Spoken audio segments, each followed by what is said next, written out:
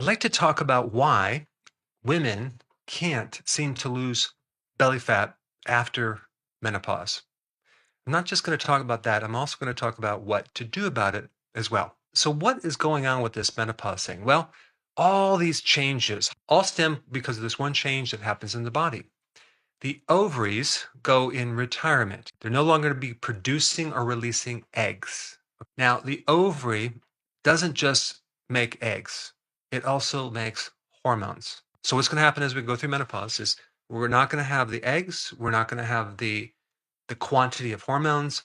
But normally, what's supposed to happen is the adrenal glands, which are the backup, are supposed to kick in.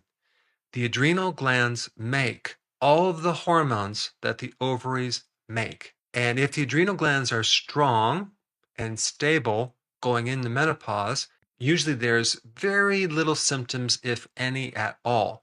So it's not really normal to have hot flashes. It's not normal to have any symptoms going through menopause unless there's a problem with the adrenal glands. But there's a bit more to this, okay?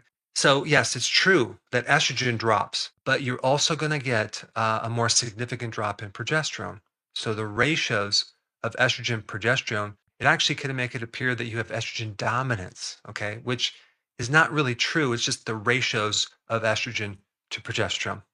And some women start going on hormone replacement therapy. The problem with that is it comes with a lot of side effects, okay, and complications. But I'm not going to get into that right now. I want to focus on another thing that happens in the body that gives you a solution to handling this entire problem. Because naturally, the adrenals are supposed to take over and compensate for the missing hormones. And no, this is not a mistake in nature. It all is supposed to work very perfectly. So in the adrenals, we have several things going on. We do have an increase in cortisol. That's the stress hormone. This could explain why through menopause, a woman might feel anxiety, uh, excessive nervousness, difficulty sleeping, maybe agitated, and also an overall low tolerance to stress. That has a lot to do with um, this part of the nervous system called the autonomic nervous system. And that's really what I want to focus on in this video. So, the autonomic nervous system is basically adapting your body to the environment.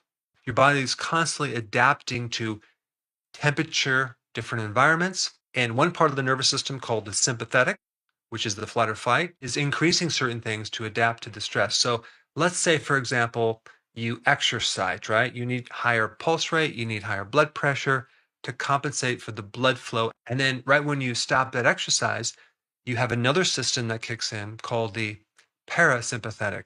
And that system is all about calming things down and bringing things back to normal. So it's really important to have this balance between the sympathetic and the parasympathetic nervous system. What's interesting about menopause is after menopause, a woman is usually left with a higher sympathetic nervous system and a much lower parasympathetic nervous system. And if they don't know this going into menopause, they might focus more on the estrogen problem, or maybe they might just start to exercise to really get rid of that belly fat that they're concerned about, right? And then they might find, wow, it's not working. It's even getting worse in some cases. And so they go to one doctor after the next trying to figure this problem out. So the very important thing I want to teach you right now is about focusing more on the parasympathetic nervous system. Okay. So that's your recovery system. That is the system that influences your sleep and your ability to recover. And all the fat burning occurs in this recovery phase. If you're too high in the sympathetic and you don't have enough recovery, then you're not going to lose this midsection no matter what you do. And so there's a lot of emphasis on exercise. Okay. Now, exercise stimulates the sympathetic nervous system, but it does not stimulate that parasympathetic nervous system. And so, what I'm going to recommend is you shift gears and you start to exercise your parasympathetic. It would be like taking water and putting out a fire. It calms the sympathetic, and that's going to help you reduce cortisol. It's going to help you sleep. It's going to help you have a midsection that's flat. And so, how do we train this parasympathetic nervous system? Well, that system is not passive, it's active. In other words, it is actively working to calm you down. It's actively working to reset and bring you back to homeostasis, which is kind of like a normal balance internally. So I guess a good way to explain this is that let's say right now you run outside and you run up a hill really fast, okay?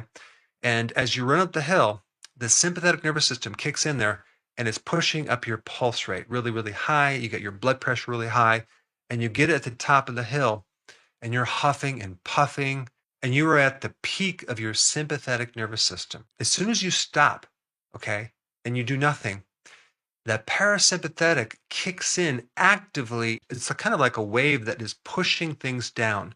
It's pushing your pulse rate down. It's an active force that is trying to recover you. Okay. And all you have to do is do nothing and let it do its job. And so if you were just to wait until your pulse rate is all the way back to normal, you would strengthen your parasympathetic. But who does that? What do people do when they work out?